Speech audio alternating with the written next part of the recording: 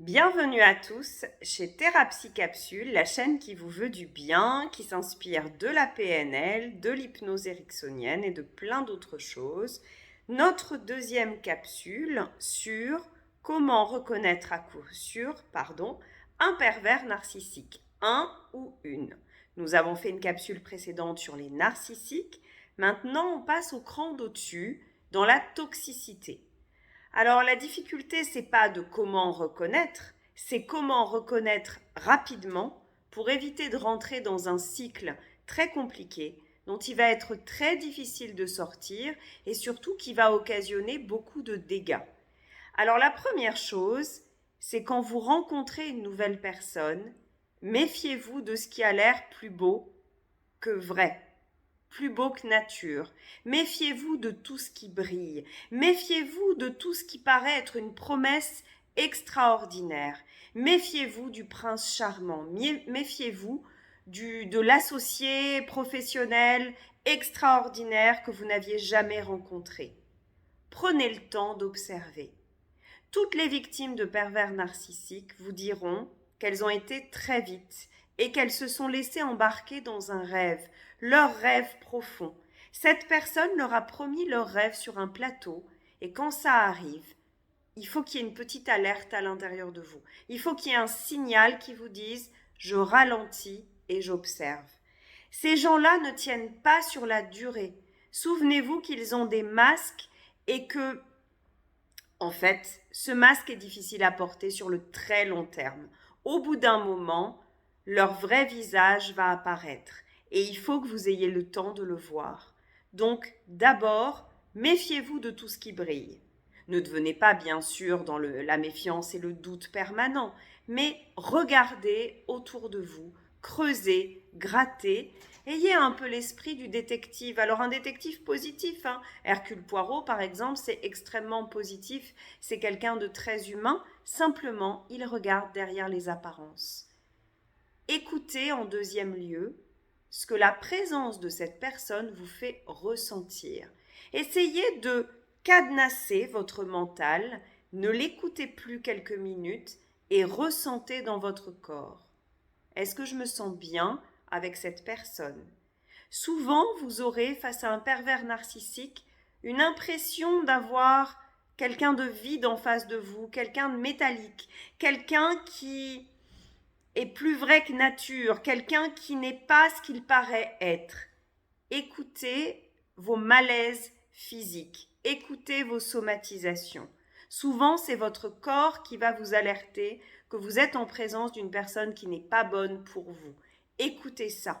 Si le malaise persiste, suspendez votre jugement. Apprenez à ne pas juger trop vite les gens, ni en bien, ni en mal. Attendez d'avoir suffisamment d'éléments. Faites-en un jeu positif, un jeu avec intérêt pour les autres. Tiens, je ne vais pas juger trop vite, je ne vais pas catégoriser les gens, je ne vais pas les mettre dans des cases, je vais regarder et je vais me demander, tiens, les gens que je connais vraiment bien, au bout de combien de temps j'ai eu vraiment conscience de qui ils étaient. Alors bien sûr, ces gens peuvent toujours nous surprendre et c'est très bien. Mais au bout de combien de temps est-ce que peut-être l'associé de mon père qui s'est révélé véreux, j'ai découvert que ça n'était pas une bonne personne? Au bout de combien de temps est-ce que cette très bonne amie, qui est restée une amie très chère, j'ai découvert que c'était quelqu'un de fiable? Gardez ce temps-là. Ce temps-là, vous allez vous rendre compte, bien souvent, il vous a fallu du temps. Gardez-le. Prenez ce temps-là. Laissez les choses se mettre en place doucement en vous. Ne croyez rien sur parole. Regardez les actes.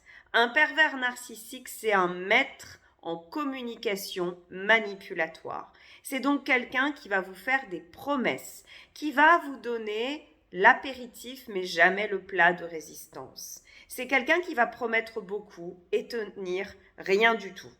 Ça, c'est une clé. Regardez les actes de cette personne. Regardez comment elle communique. Vous allez vous rendre compte que si vous la regardez vraiment bien, si vous êtes à l'écoute, si vous êtes à la recherche de la réciprocité, il n'y a pas grand-chose en face. C'est une personne qui a beaucoup de mal à vous faire de la place, comme un narcissique. Mais c'est pire que ça. C'est une personne-là qui va essayer de s'approprier votre substance vitale, qui va essayer de faire comme vous, de s'approprier pratiquement votre identité. Et comme c'est pas possible, on est bien d'accord de s'approprier l'identité de quelqu'un d'autre parce qu'on est tous différents. Et comme cette personne n'a pas de substance profonde, elle va finir par essayer de détruire tout ce qui fait votre individualité, tout ce qui fait que vous êtes quelqu'un de bien. Donc prêtez attention. Tiens, depuis que j'ai rencontré cette personne X, Y, Z, comment va ma vie? Comment les secteurs importants de ma vie vont? Est-ce que ça me permet d'aller de plus en plus vers mes valeurs profondes? Est-ce que ça me permet de me réaliser? Est-ce que cette personne est un réel soutien? Pas un soutien verbal. Ça n'est pas la personne qui vous promet de vous présenter le chef d'une galerie alors que vous êtes peintre. Regardez ce qu'elle fait réellement. Et surtout, regardez sa constance. Les pervers narcissiques sont des gens très inconstants. Donc peut-être que c'est quelqu'un qui va vous mettre en contact avec un galeriste, mais est-ce que c'est durable? Est-ce que c'est quelqu'un qui va vous épauler durablement en respectant votre autonomie? Ou est-ce qu'au contraire, c'est quelqu'un qui vous met sous sa coupe? Regardez tout ça. Je pense que le maître mot pour dépister les pervers narcissiques, c'est d'observer leur communication. Sont-ils dans une écoute sincère? Pratiquent-ils le gaslighting? Le gaslighting, souvenez-vous, j'ai fait une vidéo là-dessus. C'est en fait le fait de nier vos émotions, de nier votre réalité, de contester, de vous faire douter de vous, de nier ce qui se passe. Si cette personne pratique le gaslighting, ça doit être une alerte majeure pour vous. Si cette personne souffle le chaud et le froid, c'est-à-dire par moments est super aimante, super enthousiaste, et puis tout d'un coup, sans qu'il y ait d'explication, sans qu'il y ait de raison, elle reprend toutes ses billes, elle disparaît, elle ne vous soutient plus, elle vous attaque. Et puis de nouveau, quand vous doutez, elle se remet à être super sympa, super proche. Méfiez-vous. Ça, c'est des signes de perversion narcissique. Regardez comment cette personne réagit quand vous êtes dans le succès, dans la réussite, dans la joie. Si c'est quelqu'un qui gâche ces moments-là d'une façon ou d'une autre, même l'air de ne pas y toucher, méfiez-vous. Ça, c'est un signe majeur. Donc, la règle toute simple qui va vous permettre, peut-être pas de les éviter, mais de faire en sorte qu'ils ne s'installent pas chez vous, à l'intérieur de votre tête, à l'intérieur de votre cœur, c'est de prendre votre temps. Regardez, quand vous avez un domicile, vraisemblablement, vous fermez la porte à clé. Vraisemblablement, vous ne laissez pas quelqu'un que vous connaissez depuis une semaine, un jour, un mois, s'installer chez vous. Il faut du temps, parce que peut-être chez vous, il y a votre intimité, il y a peut-être vos enfants. Vous prenez le temps. Mais c'est la même chose pour votre cœur et pour votre esprit. Vous n'allez pas laisser quelqu'un s'installer durablement comme ça. Il faut d'abord que cette personne montre patte blanche, qu'elle montre qu'elle est véritablement bienveillante. Donc, une façon aussi d'éviter les pervers narcissiques ou du moins de ne pas les intéresser, c'est d'avoir des valeurs fortes, d'en être conscient et de les défendre. Les pervers narcissiques vont beaucoup attaquer vos désirs profonds et vos valeurs. Ils vont essayer de faire en sorte de vous pervertir. C'est le sens du mot perversion. Ils vont essayer de faire en sorte que vous perdiez ce qui fait qui vous êtes.